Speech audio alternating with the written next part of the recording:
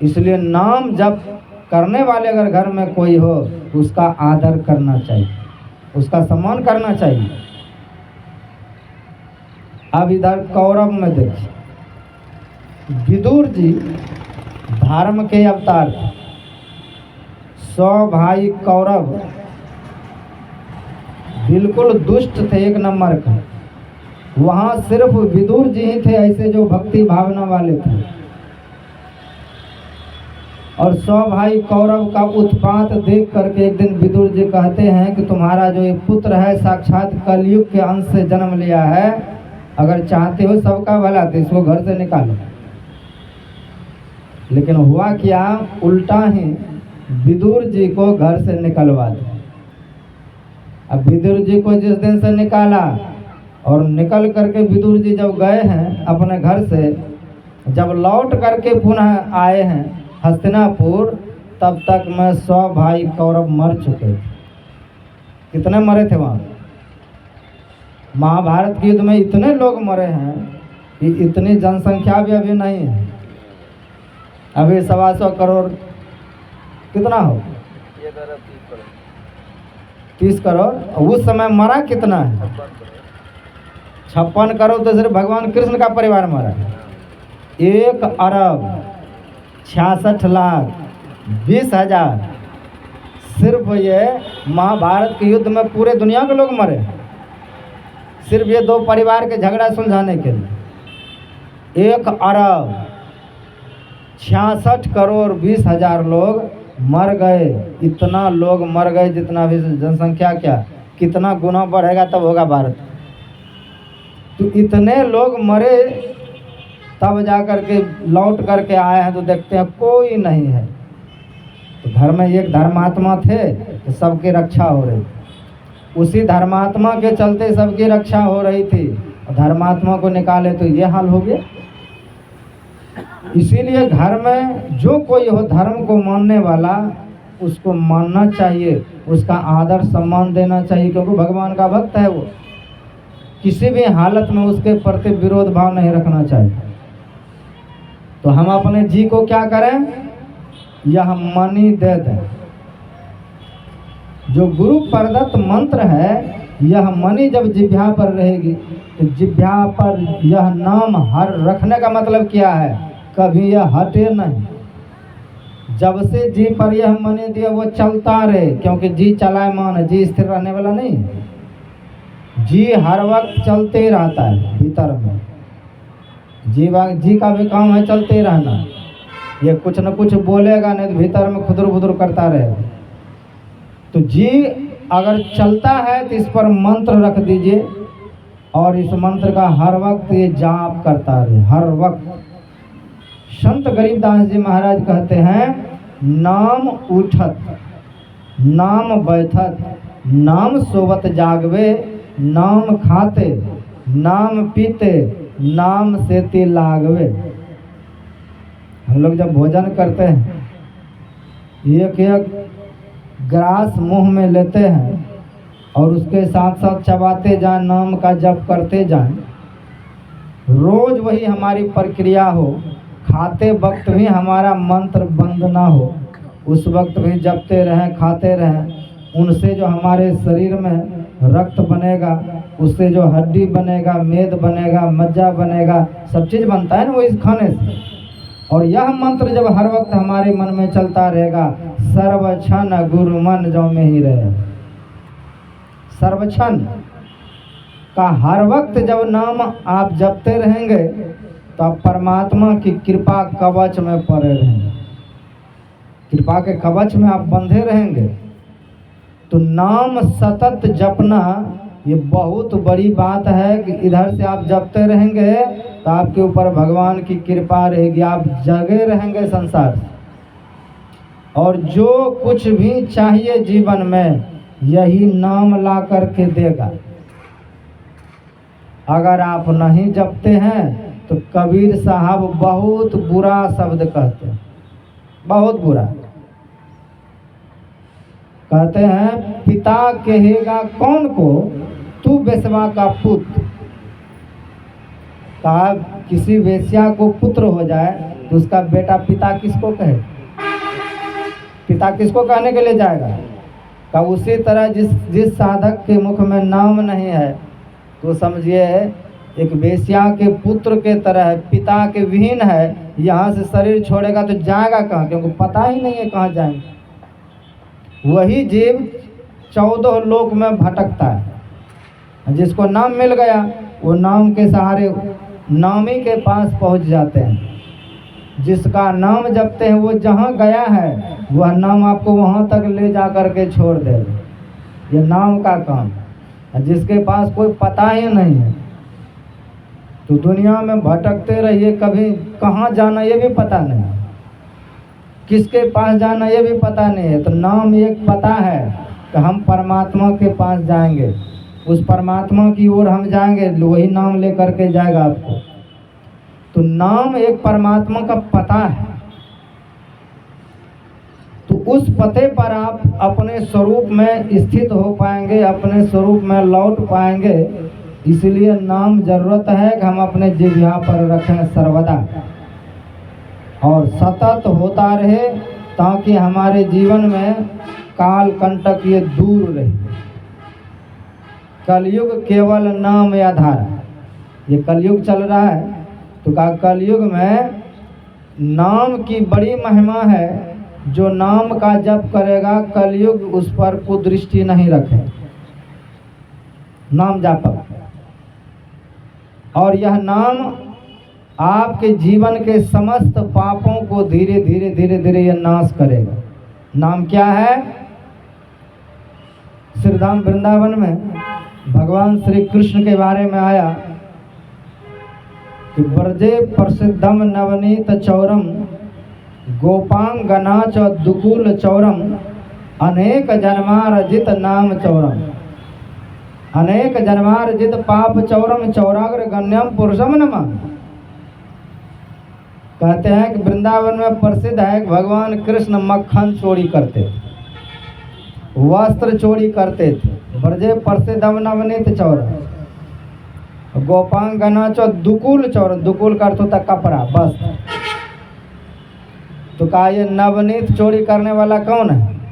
कहा भगवान। नवनीत किसको कहते हैं? गोस्वामी जी लिखते हैं कि संत हृदय नवनीत समाना। कहा जिस भक्त का हृदय मक्खन के तरह कोमल हो गया है, किसी के दुख को देख करके पिघल जाता, किसी दुख को देखकर पिघल जाना। कहा ये संत का लक्षण है, साधुओं का लक्षण है कि दूसरे को दुखी देख करके अपने आप को ना रह जाता है, उसके सुख पहुंचाने का प्रयास करने लग जाते हैं। कहा ऐसे मक्खन की तरह जिसका दिल है, जिसका हृदय है, उस हृदय को भगवान चोरी करते। यह है मक्खन चोरी के लीला।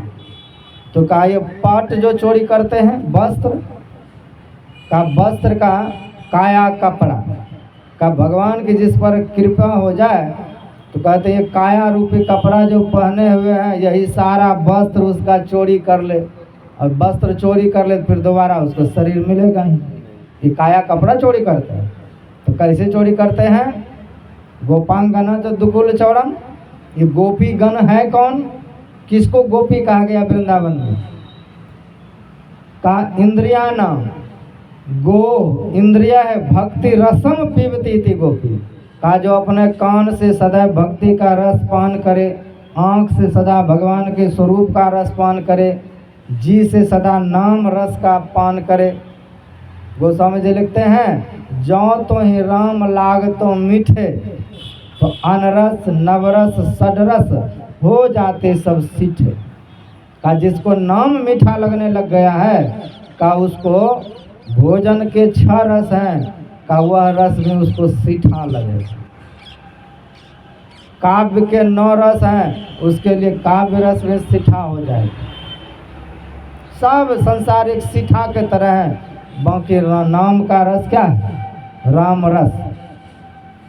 आप उधर जाएंगे वृंदावन हरिद्वार तो नमक को राम रस बोलते हैं। भोजन जब किसी को कमी होती है तो राम रस चलाते हैं। यानी 36 प्रकार का व्यंजन और उसमें नमक ना दीजिए तो क्या होगा? सब व्यर्थ जैसा लगता है। का वो राम रस नमक जैसे हैं, का उसी तरह जीवन में ये ब्रह्म रस है, ये राम रस है। का अगर यही आपको नहीं मिला जीवन में, आपने धन का रस प्राप्त किया, पुत्र रस प्राप्त किया, यश का रस प्राप्त किया, पत्नी पति का रस प्राप्त किया, दुनिया में सब रस मिला और राम रस नहीं मिला तो क्या होगा? कहते द्रवी पाक रसम यथा। का जैसे आपके घर में कलछुल है, जिसे दाल परोसते हैं, का कलछुल कभी खीर में जाता परोसने, कभी दाल में, कभी सब्जी में, उसको कुछ पता नहीं चलता है कैसा क्या है। का हमारा जीवन ऐसे कलछुल के तरह हो जाता है, कभी अग्नि पे चढ़ते हैं छौंकने के लिए, कभी दाल में, कभी खीर में, कभी दूध में, लेकिन जीवन का कोई पता नहीं कैसा क्या रस है। का कलछुल के तुल उसका जीवन है जिसके जीवन में नाम का रस नहीं आया। तो कहा भगवान कितने बड़े चोर हैं। कहा वो जिसका हृदय मक्खन हो गया वो दिल को चोरी भगवान करते हैं। और ऐसे भक्तों और संतों के काया रूपी जो 5 कपड़ा है, का दुकुल चोरम, का जो गोपी बन जाते हैं उसका वस्त्र वो चोरी कर लेते हैं। गोपी जो अपने प्रत्येक इंद्रियों से भक्ति का ही रस पान करे। दुकुल चौरम अनेक जन्मार्जित, का अनेक जन्मों में जो हमने अर्जित कर रखा है पाप, अनेक जन्मार्जित पाप चौरम, का उन सभी पापों को वो चोरी कर लेते हैं। अनेक जन्मार्जित पाप चौरम चौराग्र गण्यम पुरुषम नमामि। कहते हैं हे चोरों के सरदार आपको नमस्कार, क्योंकि आप सब प्रकार के चोर हैं, एक तरह के चोर नहीं हैं। आपके पाप को, आपके पट को, आपके हृदय को, मन को, सब को भगवान चोरी करने वाले हैं। इसलिए उस नाम का हमको जप करना चाहिए, उसका अभ्यास करना चाहिए, जीवन का सुधार होता है। गोस्वामी जी लिखते हैं इस नाम की महिमा किसने जाना। कौन कौन इसकी महिमा जानता है? का नाम की महिमा सुनने से नहीं होगा, इसको जो खूब जपेगा वही जानेगा। कहते हैं भगवान शिव ने जाना कि नाम में कितने महिमा है। का भगवान शिव के भी गुरु हैं, है भगवान शिव के भी गुरु जी हैं, उसने भी मंत्र ले रखा है, वह भी नाम का खूब जाप करता। अंगिरा ऋषि उनके गुरु जी। तो भगवान शिव कैसे नाम की महिमा जाने? का बहुत उसने नाम के महिमा जाने। काल कूट फल दिन अमिको, नाम प्रसाद जान शिव निको। का नाम का प्रसाद क्या है? का भगवान से बहुत अच्छे तरीका से जानते हैं कि काल कूट जो जीव को मारने वाला था वो भगवान को अमृत जैसा लगा। का जिसने नाम जपा, दिन रात नाम जपने वाले भगवान शिव से बड़ा कोई नहीं है। वैष्णवा नाम यथा शंभु, का वैष्णवों में भगवान शिव श्रेष्ठ हैं, जापकों में भगवान शिव श्रेष्ठ हैं। का जब समुद्र का मंथन हो रहा था, समुद्र मंथन में पहले जहर ही निकला, और जब जहर निकले तो दुनिया में कोई बचाने वाला नहीं मिला। जहर से जब वाष्प निकले तो आकाश के पंछी मरने लगे, दैत्य देवता दोनों मूर्छित होने लगे। कुछ देवता जो बचे दौड़ करके भगवान शिव के पास गए कैलाश पर्वत। प्रभु आप लोगों के कहने पर हम लोग समुद्र का मंथन किए, लेकिन उनसे जहर निकला है, अब मैं क्या करूं? तो पार्वती मैया बगल में बैठी। भगवान शिव कहते हैं देवी मैं जहर पी लूं? तो कोई पति को कहेगा कि जहर पी लीजिए? तो पार्वती मैया कहते हैं कि हे महादेव, जिससे हमारा और संसार का कल्याण हो वही काम कीजिए आप। तो भगवान शिव क्या करते हैं? सारे जहर को आकर्षित किया और रा का उच्चारण किया। सारे जहर को आकर्षित करके मुंह में लिया, मौ कह करके बंद कर लिया। तो राम नाम के डब्बे में सारा जहर बंद किया और विचार आया कि मैं इसको घोंट ही जाऊं अब। तो घोटने की बारी आई तो हृदय में भाव आया, अरे मेरे हृदय में तो राम जी रहते हैं, जहर को मैं कैसे घोटूं? बाहर में मेरे बाल बच्चे मेरी दुनिया है, तो बाहर में उगल दूंगा, उल्टी करूंगा तो सारे लोग मर जाएंगे। अब भीतर ले जाऊंगा तो मेरे प्रभु श्री राम है उसको तकलीफ हो, इसलिए कंठ में उसको स्थान दिया। और कंठ में जब स्थान दिया तो कंठ जहर के प्रभाव से नीला पड़ गया, ये आभूषण हो गए। लेकिन शिव जी के लिए क्या हुआ कि नाम प्रताप जान शिवनी को, कालकूट फल दिन अमी को, का जो कालकूट मरने वाला था वो अमृत जैसा हो गया। और भगवान शिव जब बोलते हैं तो गिरा उचारी, अमृत जैसा वचन उनके मुख से निकलते हैं। कंठ में अमृत है, ना उसको नीचे जाने दिया ना उगला।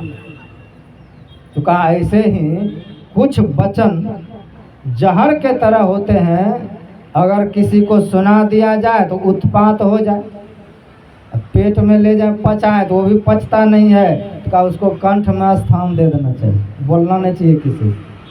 अगर मेरे बोलने से किसी में लड़ाई हो जाए तो हम क्यों बोले ऐसे वचन? तो कहा भगवान शिव को अमृत जैसा फल उसी जहर ने दिया, जिस जहर के हवा लगने से कितने पशु पक्षी मर गए। तो कहा ये नाम जापक पर ऐसा प्रभाव डालता है। तो और किसने जाना नाम की महिमा? कहा हनुमान जी महाराज ने जाना, प्रहलाद जी महाराज ने जाना, मीरा जी ने जाना। ये मीरा जी को ये कलयुग में हुई है ना, ये कलयुग में ही हुई है मीरा जी। इसके बारे में बहुत सुंदर प्रसंग है। लिखते हैं कि नाम नाम से होता है जान ली हो सबको, मीरा सुत जायो नहीं शिष्य न मुरियो को। कहते मीरा जी को कोई संतान नहीं। लोग कहते हैं मेरे 10 संतान होंगे, पुत्र होंगे तो हमारा नाम चलाएगा दुनिया में। पुत्र नाम चलाता है किसी का? चलाया है दिन तक? पुत्र तो पिता से जीते जी नाम लिखवा लेता है, मेरे नाम से जमीन कर दीजिए, मेरे नाम से फैक्ट्री कर दीजिए। जीते जी बेटा काम है नाम मिटवाना, मिटा करके मेरा कर दीजिए, करवाता है ना। तो नाम पुत्र से नहीं होता है, यहाँ लिखते हैं नाम नाम से होता है। का दुनिया में जिसने नाम का जप किया आज उसका नाम है। सबरी मैया सुंदरी तो नहीं थी, धनवान भी नहीं थी, कोई ऊंची जाति में भी नहीं थी, बहुत पढ़ी लिखी भी नहीं थी, लेकिन आज उसका नाम है किसके बल पर? तो परमात्मा का नाम जपा है उसने, जपा है तभी ना। नहीं तो ना देखने में सुंदरी थी, ना उसके पास कोई डिग्री थी किसी हिसाब की, ना बहुत पैसे वाली थी, बिल्कुल जंगल में रहने वाली थी बेचारी, काली कलूटी अनपढ़। लेकिन आज उसका कौन नाम नहीं जानता है? मर कर के भी अमर कैसे हुई? तो कहते हैं नाम नाम से होता है। जब कोई परमात्मा का नाम जीवन में उतार लेता है, और जीवन में जब उतार लिया तो वो नाम भी अमिट हो जाता है, उस नाम को भी कोई मिटा नहीं सकता है।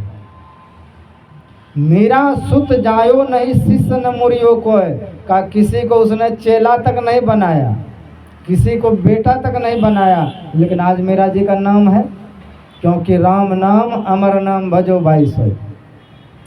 जिसने उस अमर नाम को जप लिया, उस परमात्मा के नाम को जपा है, आज उसका दुनिया में नाम है ना उसके।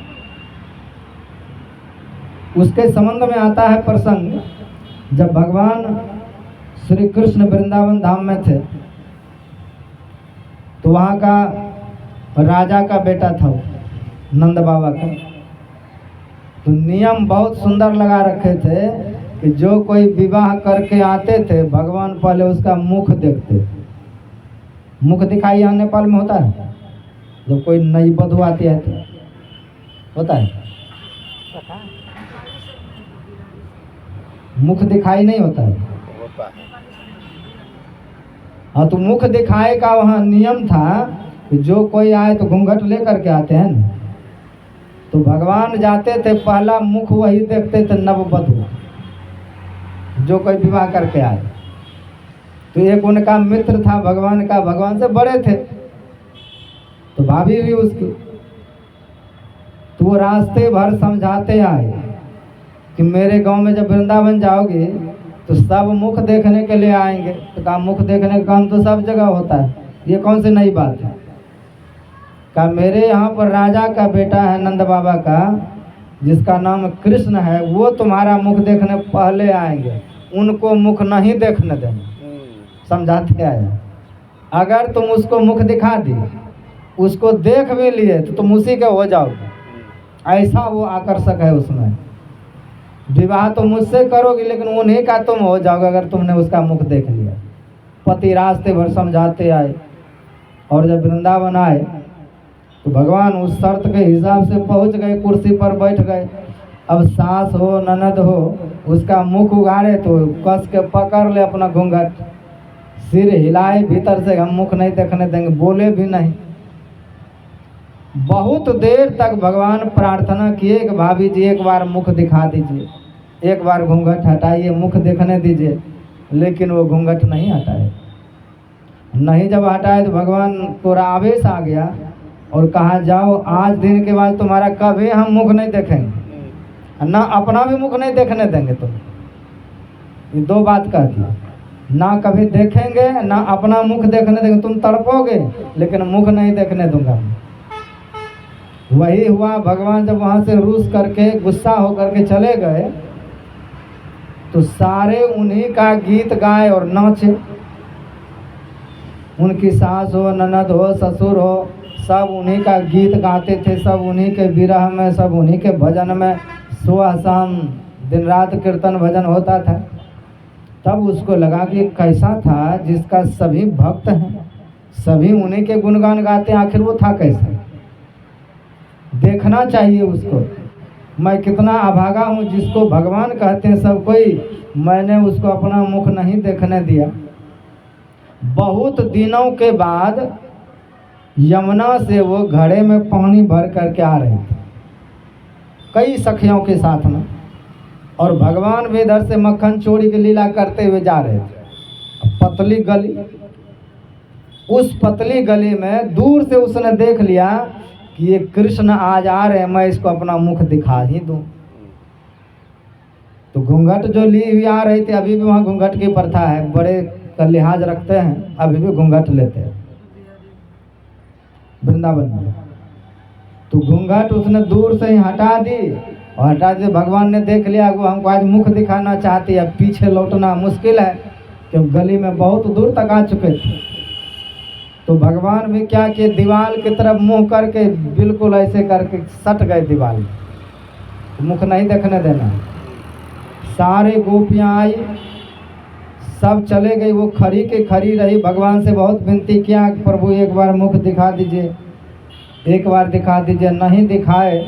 अंत में निराश होकर के वो घर चली और बहुत पश्चाताप हुआ कि मेरा मुख कैसा है, मेरा भाग्य कैसा है कि भगवान भी देखना नहीं चाहते। ऐसा मुख ले करके अब हमको जिंदा रहने का कोई हक नहीं है जिसको भगवान भी देखना नहीं चाहते हैं। भगवान भी अपना मुख नहीं दिखाना चाहते हैं, ना मेरा मुख देखना चाहते हैं।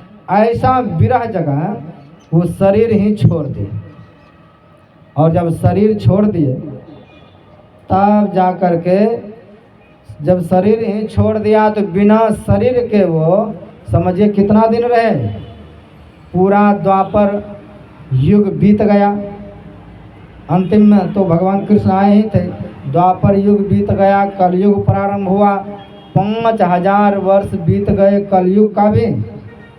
तब जा कर के वही जीव पुनः जन्म लिया और वही जन्म लेकर के मीरा कहलाई, वही मीरा बने जो बचपन से उसमें भगवान के प्रति इतना प्रेम था, भगवान के नाम से इतना प्रेम था, और बचपन से लेकर के उनका विरह था भगवान को पाने का। कोई महात्मा उसके दरबार में आए, कृष्ण की मूर्ति पहली बार देख करके उस महात्मा से मांगा कि ये मेरा मूर्ति हमको दो। तो महात्मा देने वाला कहा मेरा भगवान है, मैं तुमको कैसे दे दूं। डर से वो महात्मा अपना झोली उठा के भाग गए। भगवान ने स्वप्न दिया ये मूर्ति उसी के है, जाके उसको तुम पहुंचा दो, तुम्हारे पास बहुत रह ली। तो 5 वर्ष की अवस्था में मीरा इतने हठी थे कि भोजन पानी त्याग दिया कि हमको वही मूर्ति चाहिए। वही मूर्ति आखिर महात्मा उसको पहुँचाए, उसी मूर्ति को लेकर के अपने गोद में रखे, उसी के साथ सोए, उसी के साथ खेले, उसी के साथ खाए, गोद से दूर ही नहीं करते। एक दिन गांव में किसी का विवाह हो रहा था, तो मीरा जी पूछती है अपनी माँ से कि माँ, ये घोड़े पर जो चढ़ा हुआ दूल्हा ये क्या करने जा रहा है? देखते हैं बहुत गीत गाते हुए लोग जा रहे हैं। तो कहा बेटी ये विवाह करने जा रहे हैं। कहा विवाह क्या होता है? मेरा विवाह किससे होगा? तो माँ कहते हैं तुम्हारा विवाह किससे होगा? गोद में जो है वही तुम्हारा पति है। मजाक में कह दिया तो जो गोद में तुम रखे हो वही तुम्हारा पति होगा। तो कहते हैं उसी दिन से मीरा ने कृष्ण को अपना पति मान लिया, यही मेरा पति है।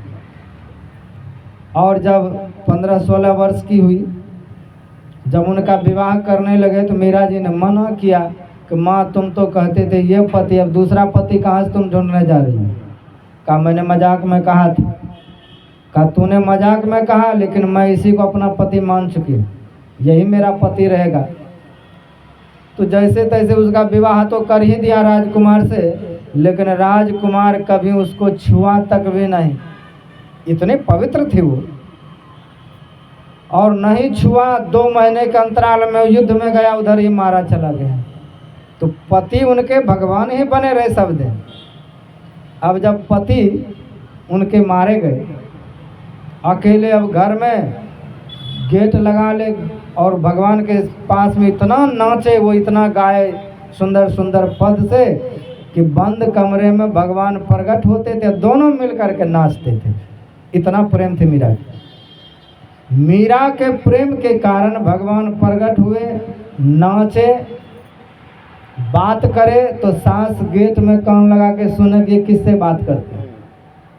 तब ने कहा सास कहे कुल नासी रे, कुल नासनी है, मेरे पुत्र को भी खा गई है और किस पुरुष से ये बात करती रहती है। सास कहे कुल नासी रे, घर से निकाला, मूर्ति चोरी किया, भगवान का चरणामृत कह करके उसको जहर पिलाया गया, क्या नहीं किया। लेकिन मीरा मरी नहीं? मरी। क्यों नहीं मरी? क्योंकि अमर नाम का उसने चख लिया था, अमर नाम अपने जी पर रख लिया था। अब उसके साथ ही उसका जीना था। तो मीरा का कुछ भी नहीं बिगड़ा, क्योंकि उसने राम नाम अमर नाम का जाप कर लिया। गुरु महाराज कहते हैं राम नाम अमर नाम भजो भाई सोई, और सोई सत धुन सब घट घट होई। का वो राम नाम कहाँ होता है? गुरु महाराज कहते हैं